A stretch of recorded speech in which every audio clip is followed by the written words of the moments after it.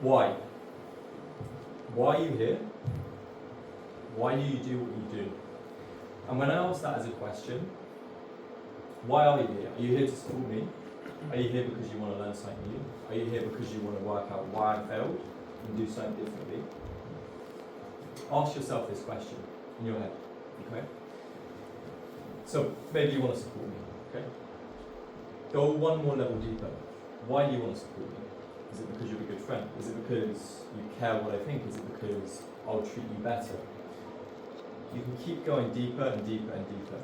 My why I'm doing this presentation, is to essentially share what I've learned over the last 3 years with you in a candid and an honest manner. Because what I'm about to show, or what I'm about to talk through, is stuff that I am still on the journey to learning. I think all of the concepts I'll cover today, you'll probably already know. There's a saying though, if you know it, you would do it, you would live by it.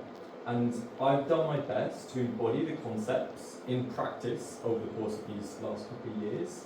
And I'll give you the shortcuts, the hacks, whatever you like, to achieve these different outcomes. And these are outcomes I've seen, and very personal outcomes as well. So just ask yourself the question, why? And keep that in your head, because every single interaction you have with anyone is always, there's an opportunity cost to it. You could be right now having dinner, you could be watching a movie, you could be doing something different. So constantly ask yourself the question. And I always do the same whenever I do a talk. It's an open door policy. At any point, you can choose to leave the room. And there's no judgment at all there, because I very much can only perform as best as I can perform. And if you see there's value elsewhere, that's totally okay. I'm not going to get offended by it. And when I say something, I mean it. On the screen, there's two women. Ben will be familiar with them. Now, just to set the scene, 36-degree heat. Does anyone know what these bags are? Bags of rubbish. Specifically, these have come from airline flights. So if say you're on an aeroplane and you chuck your rubbish away, this is where it ends up.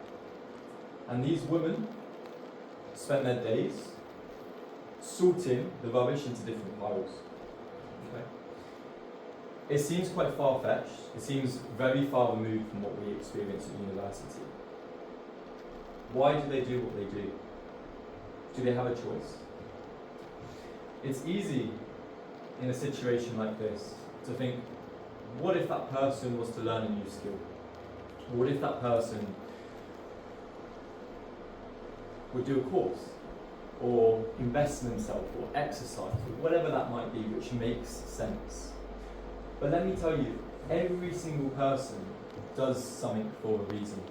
Even if it doesn't make sense, even if you're getting wasted in a nightclub, right? There's a why behind that.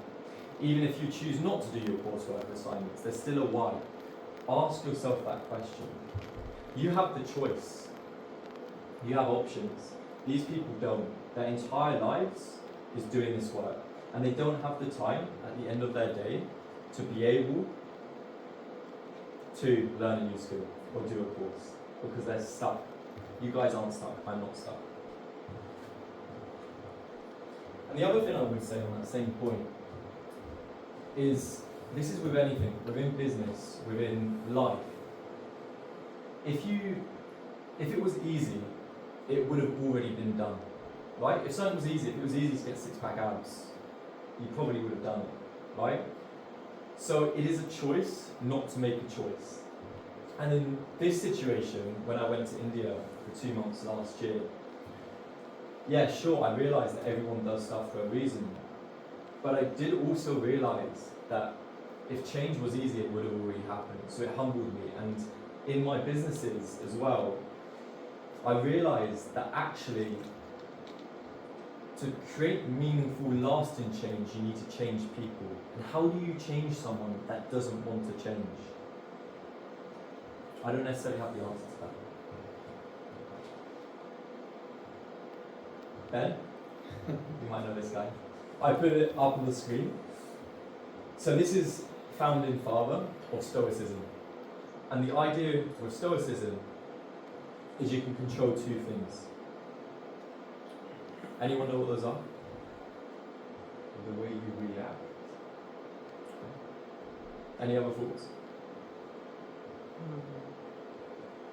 You can control your actions, and you can't control your thoughts, but you can control your second thought, your response, which is basically your actions.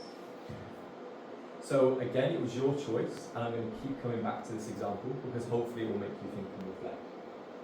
It's your choice to come here today. That's your action. What I say, what I do, that's out of your control. And you can be at peace with that, but it's in your control if you want to leave the room. So when you take a step back and you actually realise you can only control your actions and your response to your thoughts, which feed into your actions, well then actually it alleviates a lot of stress, or at least this is what I found. And this will feed onto a point at the end of the presentation where I give you the 4 key secrets. Okay, so speaking about actions, there's a quote, Mahatma Gandhi. And I spent some time opposite Gandhi Ashram, which is where Mahatma Gandhi spent most of his life. And he has a quote where he says, happiness is when what you think, what you say, and what you do are all in harmony. It's interesting, isn't it? Because when someone sets a New Year's resolution, or someone sets a goal, I guess that's what they think. But whether they back that up with action is a different matter entirely. And on that same point, I said you only truly know something if you live by it. I know that the gym is great for me. Do I go to the gym? I know that meditation is really good for me, so why aren't I doing it? It's a powerful thought, and when I reflect that onto my own life, it makes me realise one core aspect. And that is the reverse, the flip of this. You imagine the person you want to become in life, like you can imagine right now. Okay? Try and build up a picture. I'm actually going to get you to close your eyes for this, for 30 seconds. If everyone closes your eyes. And I want you to imagine a scene in the future. Let's say 10 years from now. Okay? You've just returned home, wherever home is for you. And you've come back and you've opened the door. What are you seeing around you? What has that person done over the last 10 years to end up where you are today? Just sit with that for a moment. And you can open your eyes. That has been my guiding principle for the last 3 years, is I figured out the person I want to become. I was very lost for a long time. I didn't have friends, I didn't have a social life. I didn't even have the confidence to speak up in a situation. But I realised that the person I want to be in my life, there's a disconnect between the person I am today. And you change your life whenever you choose to change your life. So I took a step back, and I got a piece of paper and I got a pen out, and I wrote down the person I want to become. How would they act? What would they say? What would they do?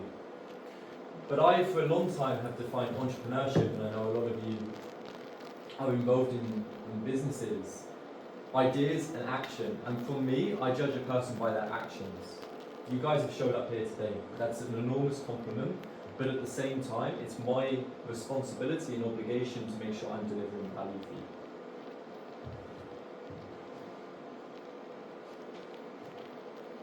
Keep that in the back of your mind. And what I would say is an exercise at the end of this, write it down and use that as your reference points. I know some of you already do a similar practice, but whenever you've got a decision to make, decisions become very easy, surprisingly easy. And if you're not too sure of the person you want to become, i.e. what you see around you, break it down to the values. So throughout this presentation, which is probably going to be about 30 minutes of me speaking, and then about 10 minutes of questions, and then we'll head to the RAM afterwards, I'm going to display the values that have served me best, and the four core aspects that have enabled me to build up confidence in myself again. So, I'm going to start with value 1. A camera. So this is some practical advice based on what I've just said. Imagine that a camera is following you around on a daily basis and the entire world can see through the lens at your life. Would you be happy and would you be proud of it, right? Would your future self watching the video back be content? If you have that camera focusing on you, it means that you're constantly being surveyed. And that's important. The reason that's important is because that camera is following you around when no one else is watching. And that's, from my experience, where I've really seen the most progress, is those moments when I'm by myself. People talk about goals. I've said this earlier. I don't believe in goals, I believe in systems. The reason I don't believe in goals is two people can have the same goal. One is, I want to become a millionaire. The other one has the goal of becoming a millionaire. Someone reaches it, someone doesn't. So it's not the goal that's made any difference. It's the systems, it's the actions to get to that end point. So it's the promises you make to yourself. It's when you set an alarm at 9 AM and you hit the snooze button. What you've done there, the night before, is you've made yourself a promise, but you've broken it. And you do that time, and you do it that time again, and it seems insignificant, it seems very minor, but it builds up, and it makes you question yourself. If you do what you say consistently, what you say becomes law. Just think about that. If you make a promise and you are able to consistently keep it, when you say something in the future, it's already happened. So imagine there's a camera that's following you around. And the point I'm trying to get across here is integrity. Integrity is value number one.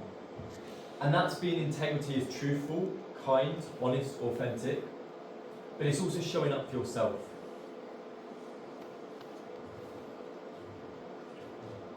Value two.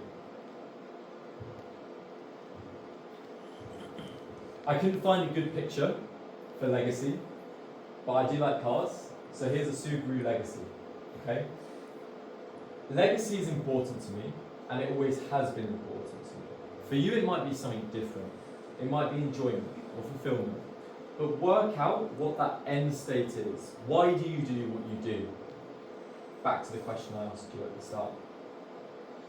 Legacy to me is about leaving something behind. And I know many of you are entrepreneurial in this room. One of the reasons I endorse entrepreneurialism is because if you apply for a corporate job, or any job, how many people do you reckon is applying for that same job? 50? 100? 1,000? So if you weren't alive, candidly speaking, that job would still be filled. It would still happen, it would still take place. And I've always had that in the back of my mind, that I wanted to build and I wanted to create something. And I'm going to caveat everything I'm saying, this is my own personal experience. There'll be a slide on this at the end, but please just do pick and choose what resonates with you and note it down at the end of the talk. But for me, I wanted to create and I wanted to build something, which means to create and build something meaningful, I needed to expose myself to the most amount of knowledge as possible. Because the more knowledgeable I am, the better decisions I can make, which means the better outcomes for the people I decide to serve. So legacy is important. Work out what your end state is. What do you want to achieve when you get to the end of your life?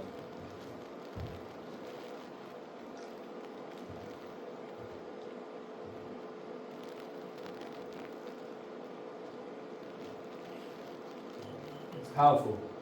That's the one thing that's changed for me. Since coming into university, when you're around a group of people that don't think like you, when you're around a big group of people that don't think like you,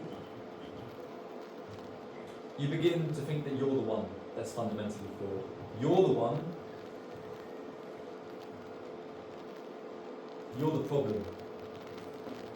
So if you recognize that actually your individual personality is gold, if you have that in the back of your mind, who do you want to become, and you live by that, you will naturally attract people who also think the same way. They do the same actions. And if you're around those people, you are the product of the 5 people you surround yourself with the most. They elevate you, they push you up, they lift you up with them as opposed to pull you down at the ankles. So this is really important. You can't change the people around you, but you can change the people around you. And that's a decision you need to make. And it's much better to be by yourself and get content with being by yourself, work on yourself, before you go out to find other people. That's also absolutely fine, because if you find other people and you're reliant on them to fill your circle, if they fall away, you're going to be left in pieces. So build yourself up first. And that's confidence, right? That's self-talk, that's those systems. I say about discipline. Does anyone have a good definition for discipline? Out of interest. So I grappled with this for a while. And discipline, to me, is short-term sacrifice for long-term results.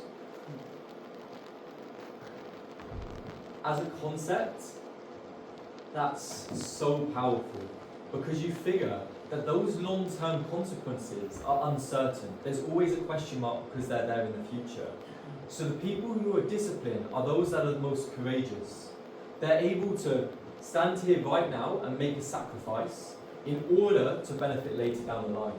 For me, that's particularly important because I'm focused on legacy. For yourself, if you can build down those systems to work out the person you want to become, then you reverse engineer that. And it's interesting because when I joined university, I often knew what I didn't enjoy doing. And I was like, okay, I don't want to do this, I don't want to do that. But I actually took a step back and realised that that gets you a lot closer than you may think. Let's say you're looking into business, you're looking at marketing, HR, operations and finance, right? And let's say you don't like HR. You may see yourself as having 3 legitimate options. But instead, if you actually work out why that doesn't interest you, why that doesn't energize you, is it because you don't feel like you're contributing to the overall organization's mission? Is it because you actually prefer being behind a desk and being able to analyze data? Dig into what you don't enjoy, and that will give you the keys to what might be the right path for you.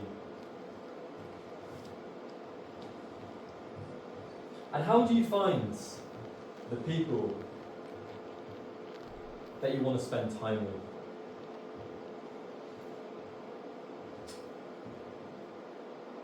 Dot, dot, dot, speech mark, speech mark. So the dot, dot, dot in this situation, this order is important, is listening. Okay? Listening is a form of communication. Get good at listening. I'm going to introduce you in a second to the most dangerous sentence ever to be said by man. But before that, bear in mind, if you're able to listen and you're truly able to understand the person, if you're able to listen, you are then truly able to understand the person. And often, it's the silences, it's the gaps where you can read between the lines to truly get the full context. The speech marks there are communicating, being able to speak. If your skills are up here and your communication's down here, everyone's going to see your skills as down here. If you're good at communicating, there's no ceiling. Especially with technology playing such a key role in the job market, it's the communication, it's the interpersonal skills which are going to be the best. And if you can express how you feel, firstly you need to get to terms with what you're thinking and what you're feeling, but if you can express that to other people,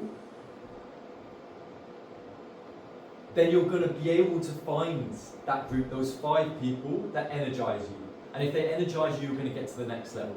And those thoughts and those initial feelings are going to start to change for the better. And as we go in along this, if you have any questions, feel free just to jot them down.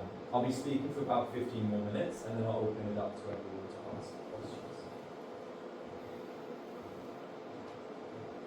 Does anyone know what that is? Dementor. Yes, Dementor. It's always interesting. So this is a Dementor from Harry Potter. And it's pretty scary, right? I mean, obviously, like, not with the projection on, but imagine if you see that in real life, it's gonna freak you out a little bit. if you really want to see change in your life, you've got to realize one aspect, and that is you've got to put yourself in uncomfortable situations. If you take a step back to the cave people times, I'd be in my tribe, and stepping outside my tribe would be dangerous because there could be people with weapons. This is actually a slight sidetrack, but one of the things you should do in a meeting is always show your hands, because from a psychological perspective, as humans, if you see open palms, you don't see a threat. You see closed palms, there could be some sort of threat. So I'll try and go open palms. But if you're going into another tribe, there's a potential danger there. So what are you going to do? You're going to stay with what you know, what's familiar to you. That picture I showed you at the start,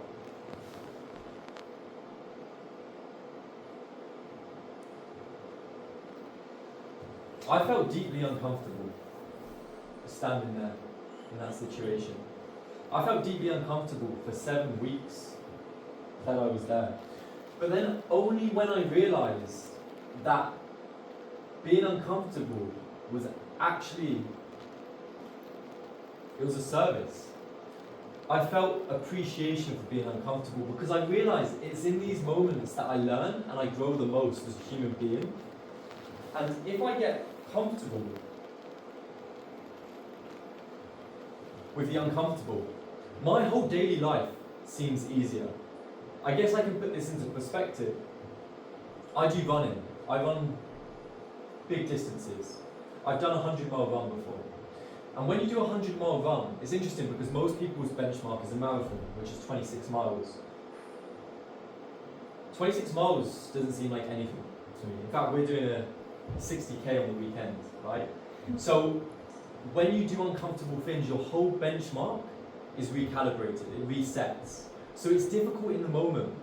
But if you're able to do those things now, put in the groundwork now, your life in the future is going to become so much easier. You think of those people who didn't do so well at school, or maybe didn't really focus, or didn't engage, right? You often don't see this as gratitude, but I walk past and you see people who are working like service jobs, like they're front of house, or they're working really late hours in some sort of fast food place, or they're doing construction work. None of those are bad jobs, but you can save quite considerably. Those guys are going to have to work harder later in their life, maybe because of the salary, maybe because of the hours, all of those factors. You lay the groundwork now that's going to serve you for the future. So this is the point. If you realise that these are constraints you're setting yourself, I personally embodied the practice of putting myself in the most uncomfortable situations, and I did this over the course of 4 weeks. I did this back in my first year. And what this would look like, and I pulled inspiration from other factors, is I'll go into a coffee shop and I'd speak to the cashier and I'd say, hey, can I have a discount? And I wouldn't give any reason why I have a discount. I just ask. It's a pretty awkward situation, right? Imagine there's a queue of people behind you, but you ask, and then it's no big deal. You realise that no one really cares, which is going to go into a point a little bit later. But if you're proactively able to put yourself in uncomfortable situations, stick your hand up in a lecture, even if you don't necessarily know what you're going to say, right? On like a daily basis, it may be offering to give someone hands. I know people have done like random acts of kindness. If you're able to incorporate this into your daily routine, then you're basically training that muscle, and that muscle will serve you for years to come. So this is the point. You guys probably already figured out, like, who do I want to become? What do I want to achieve? What do I want to be known for? But yet you're not there. I'm still not there. And wanting it is not enough. There's a difference. There's quite a core difference, to be honest, between saying you want it and doing it. And to make yourself want it more is a very simple question you ask yourself. How do you do this? So for me, I have 4 boxes. When something's urgent and important, important not urgent, urgent not important, and neither. Okay? I will move something into the important and urgent box by setting myself a deadline to achieve it by a certain factor, announcing to the world that I'm going to try and do an endeavour, because that's going to make me want it more. So think about what you want to achieve and how can you hold yourself accountable to that. That could be telling your friends, that could be telling your family, hey, I'm going to try and do this, right? Make it as difficult for yourself to escape what you're looking to achieve. So, value 2. Value 2 is courage. Being able to step outside your comfort zone, being able to put yourself in uncomfortable situations. This is the most dangerous sentence said by man. I already know that. I'm speaking here with a completely different life experience to you guys. Different neighbourhood, different village, different upbringing, whatever that might be, okay? And I'm standing here. You guys could probably do 50 of these presentations and I'd still be learning. As soon as you say, I already know that, you've closed yourself down. You're never going to learn something new. And lifelong learning, like, it's fun. I don't know, I think you've got to see it in that way, that you're going to be able to constantly be able to pick up new skills and learn. So if you say, I already know that, you've just shut down that entire path. There's no, I mean, you guys can probably relate. Imagine you're in a conversation and I'm just telling you about this super exciting thing that I found out in a lecture, and you say, I already know that. How is that going to make you feel, right? So even in interactions, show interest. Even if you don't think what I'm saying has that much merit, look at how I'm acting, how I'm speaking, how I'm framing my words. There's a lot that you can get outside of the conversation. So when you do have a conversation with someone next and you do speak, show genuine interest. And I said this before in the last talk. People say, hey, if you want to show genuine interest, you've got eye contact, you've got to nod your head. Ignore all of that. Just show genuine interest. The rest will take care of itself. Anyone know this guy? Doc Brown. Doc Brown, nice. Back to the Future. Absolutely awesome movie. And when he was trying to travel back in time, right? He had several iterations. I did search this up, they didn't even have the number, it was so many. And this is the point, if you treat every single situation as an experiment, every single opportunity, this was a piece of advice I got given back when I was in first year. So every interaction you have with someone, maybe, let's say you're doing a talk, or maybe you're going up to that cashier and you're asking for a discount. Treat it as an experiment, as an opportunity to learn.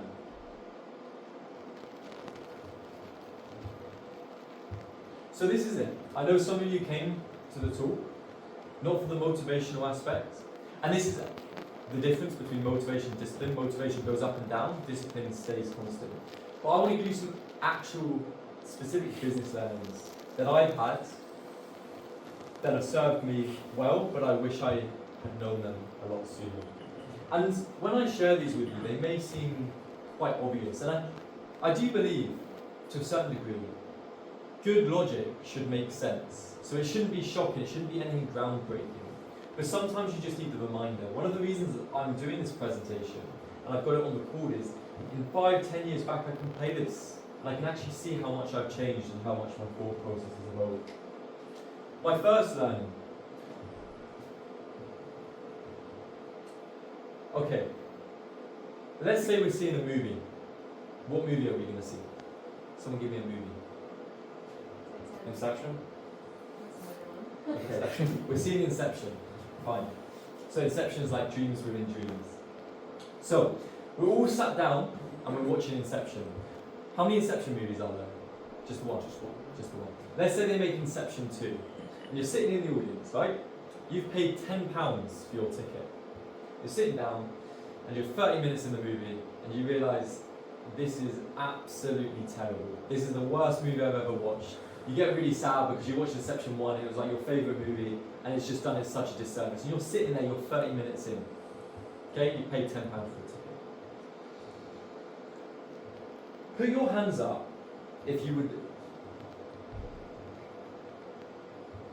Put your hands up if you would stay in that cinema to watch the remainder of the movie. And those of you who didn't put your hands up if you would leave. Interesting. Okay. So that there is sunk cost fallacy. And it is the idea that once you've invested in something, that cost is sunk, that £10 is gone, so you now have a decision to make. You can choose to spend the next 2 hours doing something you enjoy or being productive, or you can choose 2 hours to be in the cinema watching this really bad movie, okay? It's pretty obvious if you put those two decisions there, but it was the fact that you put £10 in before that skewed your thought process. And this is the exact same in business. It's called founder's bias. When you put in so much time, effort, energy into an idea and trying to make something work, it's very difficult to pull out. It's very difficult to know when to quit. It's very difficult to listen to the signs. So actually, going back to what I said earlier, seeing everything as a learning process, an opportunity for growth, be mindful of this. It's difficult to know that exact moment, but you'll probably get a gut feel. And at that moment, that's fine. You can chop, you can change, you can iterate. Founder's bias, be aware of it. And what I would say, anyone who's got a new idea, I would say 100 hours is the golden number. It may seem like a lot. 100 hours is probably going to be maybe even a month of work, a month of good work. Spend 100 hours doing the research, because here's the thing. You guys in the room, some of you might have business ideas, or you may have businesses which are working at the moment. In my opinion, there's not a single original idea out there. I don't believe that true originality or innovation really exists. And here's my process behind it. Here's my thoughts on the matter. There's 8 billion people on the planet. You can't even comprehend that as a number. But 8 billion people. Do you really think that someone hasn't thought of what you thought of before? Do you really think your idea is groundbreaking or cutting edge? Maybe, it could be, but it's probably unlikely. So your job changes from trying to present your idea to an entire audience to actually realizing who's done it before, and if you can't find it, why isn't it been done before? There's a reason, there's always a reason. Back to the start, why were those women sorting out rubbish for the entirety of their lives? Why hasn't it been done before? Find the person who's failed, explore why they failed, and then you can try and iterate. If you get that right, that's going to save you a lot of time later down the line. And say if you do your 100 hours, fix that at an amount, and you don't think it's the best option to pursue, that's fine. You can always either iterate the idea slightly and run the market research again, or you can take a step back, choose to bin it, take the learnings, and move forward. And this is the other point.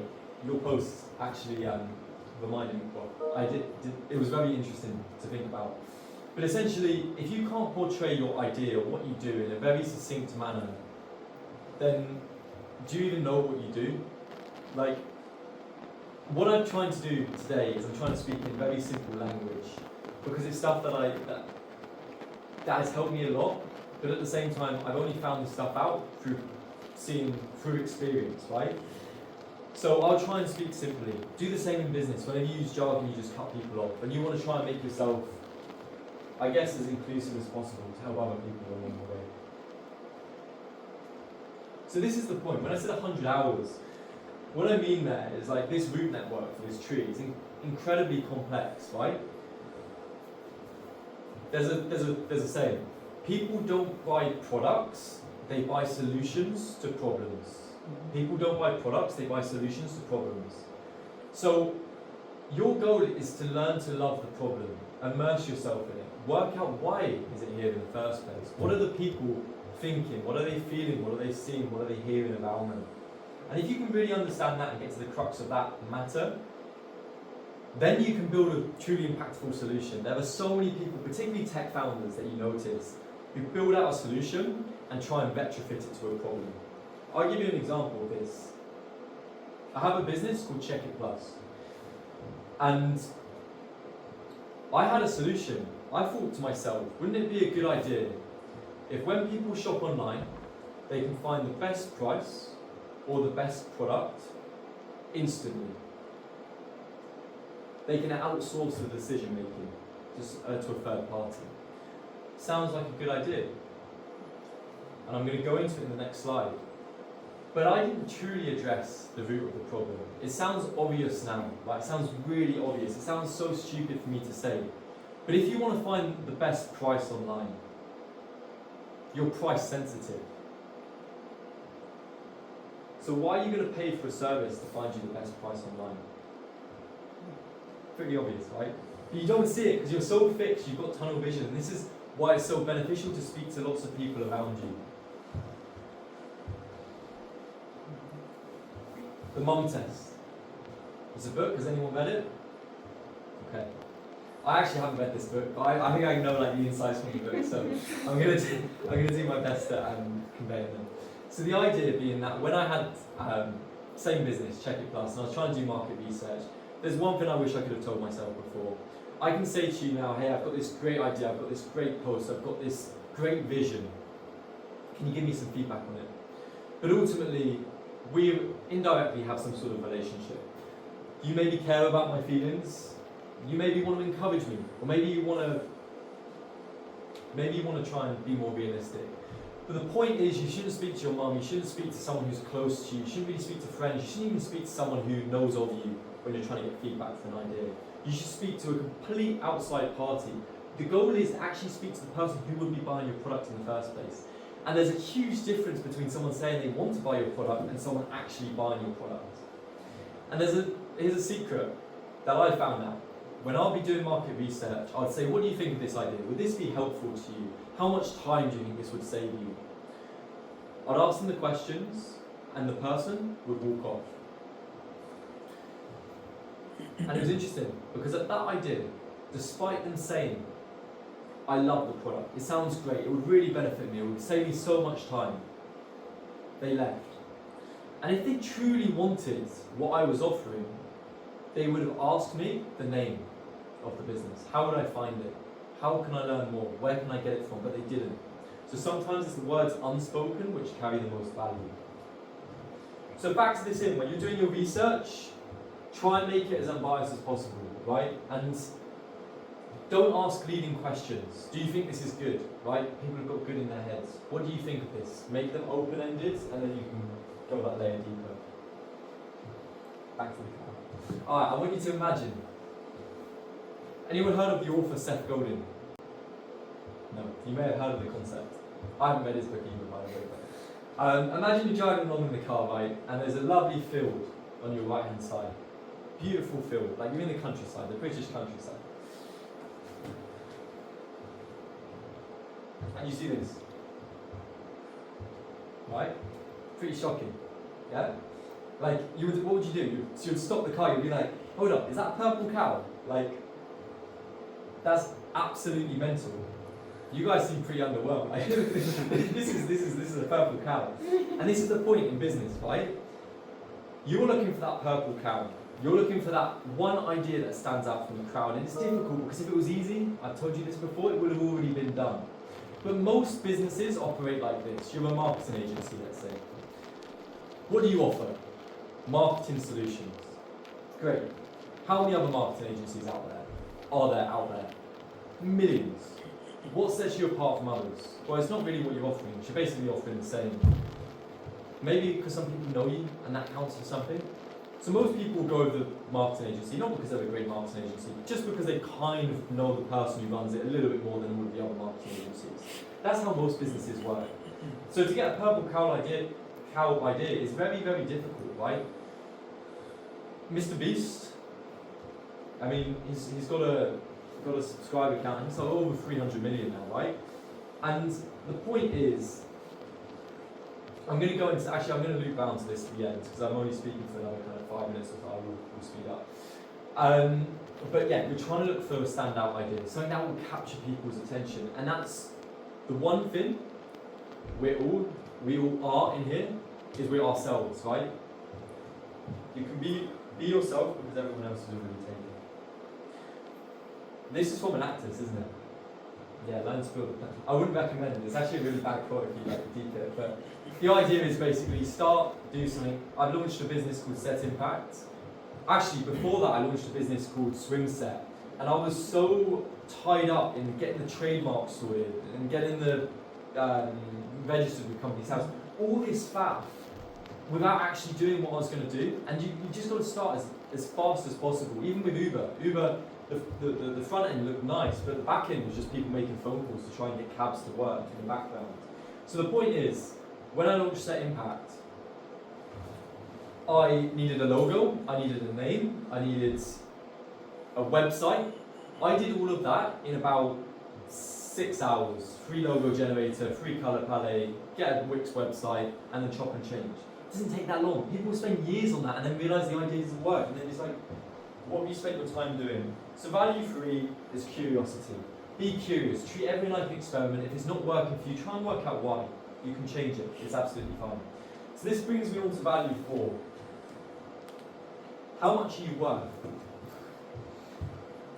What I'm going to get everyone to do in this room is a slight social experiment. I want everyone to think of a number in their head. Okay? How much are you worth every single hour of your time? Right? Have that number in your head. And I don't want anyone to change their number. So I'm going to get you to find your phone, just go into Google, write it down, have that number documented. How much are you worth per hour of your time? Be honest. Right now.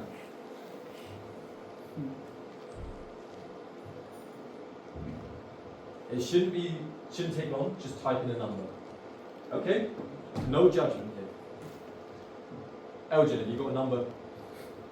Must be a big number, you're taking ages. Okay, what is going to work like this? No judgment. We're going to start over here, we're going to go around the room. You are just going to shout out to me your number, okay?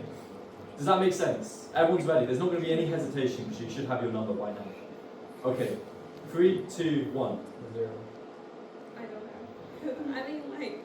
Pick a number. Right, next. 0. I said 75. Yeah. 0 or infinite. 20. 100. 500. 60. Nice.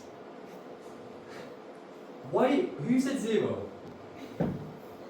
Why did you say 0? Because personally, right now, I think I'm getting more from working for someone more than I'm bringing value to them. Because I think I can learn so much more from them.